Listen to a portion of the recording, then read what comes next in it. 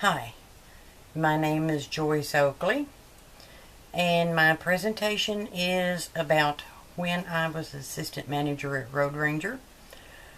This was almost 2 years ago. I had originally gone to interview for the position of manager, but that had done been filled by a gentleman from Georgia. And so they asked me would I be interested in the assistant position, and I said yes, I would. Make a long story short, things went along real good. I always knew that the store manager was there, probably wouldn't be there very long because Road Ranger was in Winchester, Kentucky. He actually lived in Georgia, so he was spending time away from his wife. So he taught me and trained me the paperwork, everything about the store. I have always been in retail, but this had a truck stop added with it, so that made it a little different. The company, Road Ranger, had always known my intentions of wanting to eventually run the store if the current manager had returned home. And eventually he decided, right before Christmas, that he was going to return home. And some of the district managers, some of the higher up officials in the company knew before I did that he was going to leave. And I got to noticing that I was getting a lot of really positive reinforcement. I guess it kind of falls into the line of the manipulation of positive feelings. They were always complimenting for something that I had rearranged, or complimenting me for my disposition and how I treated the employees, and it was just always one thing after another. And I can't really put everything in a word for word verbatim because the higher ups were always in and out at random.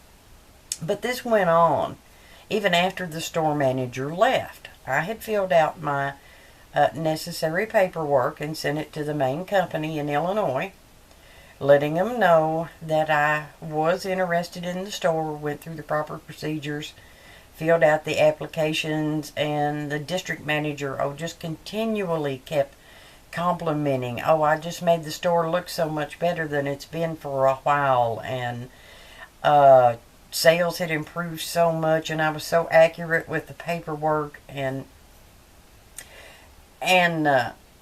I finally kind of got wind that they were going to bring somebody in all the way from Illinois to run the store that I had already been helping to run for over a year.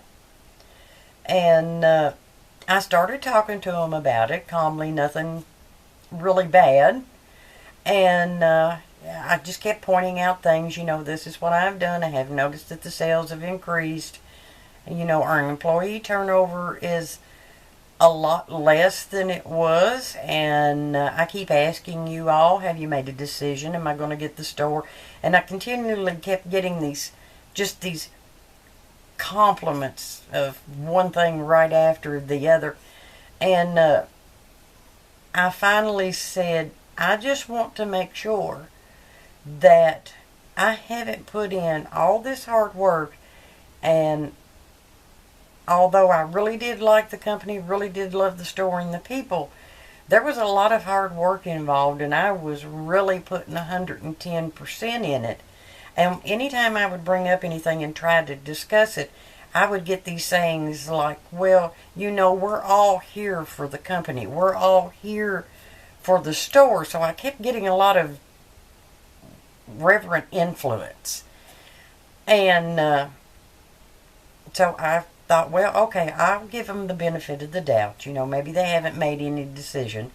And wasn't too long after that I did find out that there was someone on the way from Illinois to take over the store. They sent a store manager from another part of Kentucky to do what I'd already been doing for 2 months.